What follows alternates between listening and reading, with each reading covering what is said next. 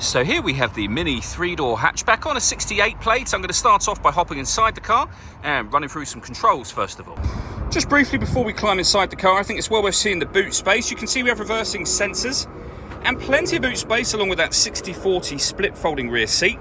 You can increase this space even further again by folding and, if you wish to, removing this tray section. Okay, now that we're inside the car, we're going to start with the dials. On the left-hand side, we have the rev counter. We have the speedometer in the middle and the fuel gauge over on the right-hand side. Also in the middle, you can see the total miles of the car. They are 43,178. You can change information displayed above that using buttons on the steering wheel. For various bits of trip computer and car information, you can have the digital readout for the speedometer displayed up here, should you wish to have that. If we back out to the steering wheel, on the left-hand side, we have cruise control and speed limiter, and on the right-hand side, stereo and phone controls. The phone controls can only be used after you pair the phone to the car, and that is done over on the screen in the center here, under the phone icon. So to get to that, you use this system just here. So this dial will rotate, it pushes down, it moves to the left and right as well, to access certain bits of information within menus. You can go to your main menu. As you can see, you've got a few options on here, but we're on the main menu at the moment.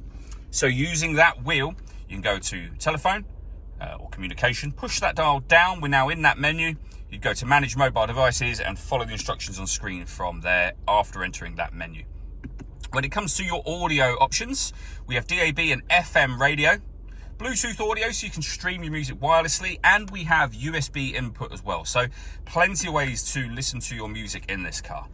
Working our way down with the main volume for the stereo, we then have dual zone climate control. So you can adjust the passenger temperature, the driver temperature, you can increase and decrease the fan speed, you can determine what direction you'd like the air to be distributed in, and then when you're happy with those settings, that button turns your air conditioning on, same button to turn it off again, or hit auto.